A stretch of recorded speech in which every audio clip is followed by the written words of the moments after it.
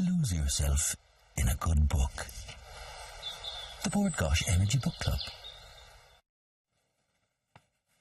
Carrie Roosevelt was born to a Norwegian mother and a German Nazi soldier. She was one of 30 babies selected as the future elite of Hitler's Aryan race. However, it wasn't until Carrie was 64 that she discovered the truth about her past after a letter from the Norwegian National Archive came through her letterbox. With the help of Naomi Linehan, Carrie documented her life in the book Nowhere's Child, and Carrie and Naomi join us now. Good morning to you both. Good morning. And thank you for joining us. Carrie, for anyone watching this morning who isn't familiar with your story, you might take us back, because most of your early life was completely shrouded in mystery for a long time, wasn't it? It was, we start with my mother, and she had me for 10 days because I was in the Hitler's breeding program to be an Aryan race, because my mother was blonde and blue-eyed. So they decided, oh, we take that child away from her. And she was in bed, she couldn't move, you know. So I was just taken away. And then they took me to an orphanage. Because you fitted the look of what they wanted.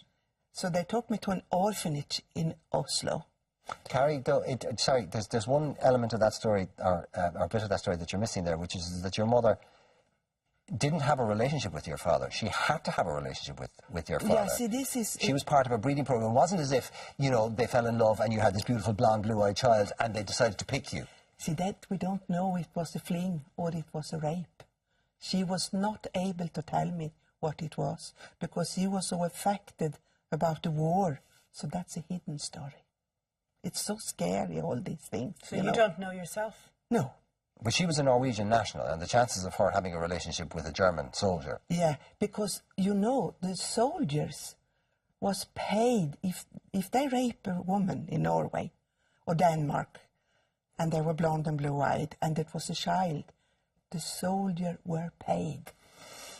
So which makes the story even more twisted. It's so twisted, and so many twists and turns. Sorry to cut across you there, but I thought that was important to get that detail yeah, in. Oh, they're good you helped me there with the memory. I have it all in the head, and it's hard to take it all out. Of course, because there's so much detail. It's so much But you were taken away as a baby, and what happened then? Yeah, and then in the orphanage were hundreds of these children, you know.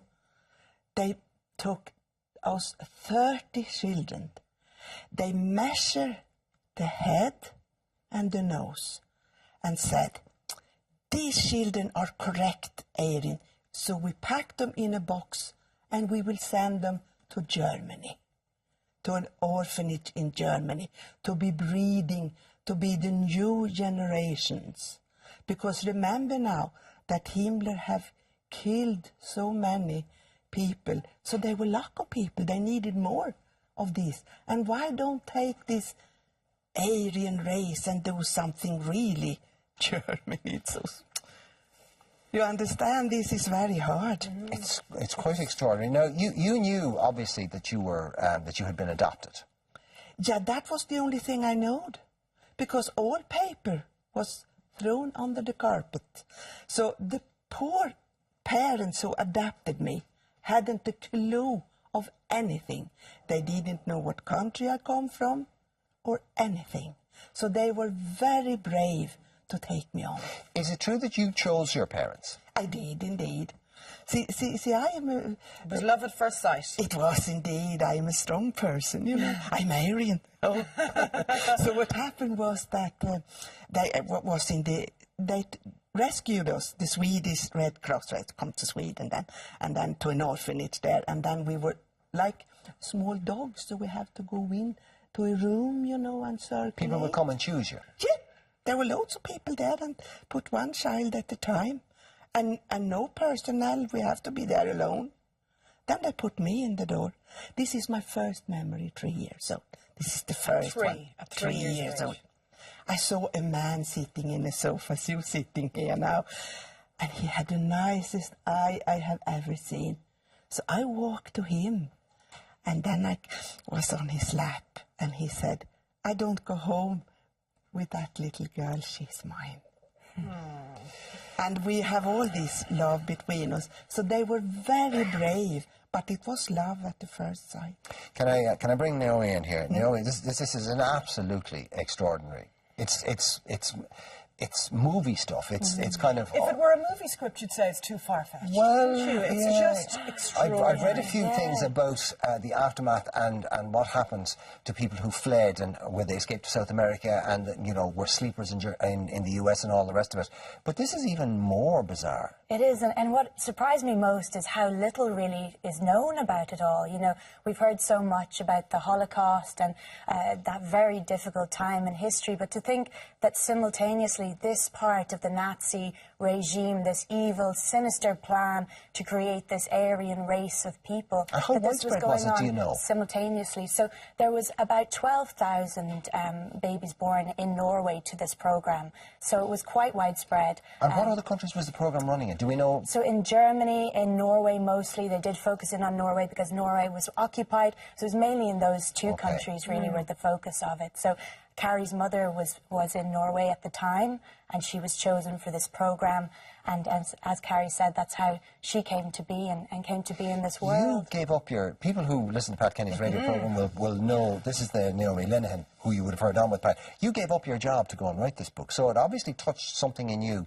It really did, because actually what happened was, sometimes you find stories in the strangest places and where you least expect them.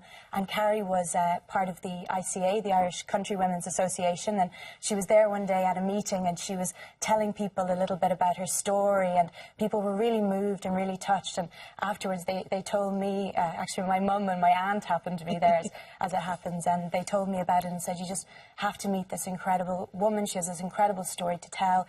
So I went out and did a small interview with Carrie, which was then broadcast on the Pat Kenny show, and people were texting into the programme saying, is there a book about her life? Is there a movie? And from there we really felt... Well, you have the book, maybe the movie isn't around the corner.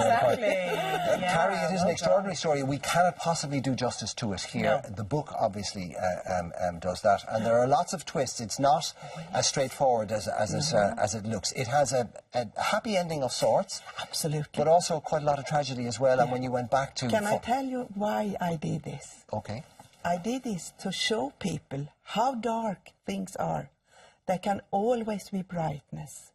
And I will take my book, and if any school like me to come, I will talk about my story and about this terrifying bullying, what's going on. Of course. Okay, well, I think you'll probably be inundated with offers, but the starting point is the book, Nowhere's Child. Listen, thank you both very much indeed. Thank you. Congratulations, Naomi, well done. You. And our May Book Club choice is, of course, Carrie Roosevelt and Naomi Linehan's Nowhere's Child, the inspiring story of how one woman survived Hitler's breeding camps and found an Irish home. So if you'd like to be in with a chance of winning a Book Club goodie bag and a Versus tablet, then send your reviews in to us by Friday, May 22nd. You can email them to irelandm@tv3.ie or post them to Board Gosh Energy Book Club, TV3 Westgate Business Park, Ballymount, Dublin 24. Lose yourself in a good book. The Board Gosh Energy Book Club.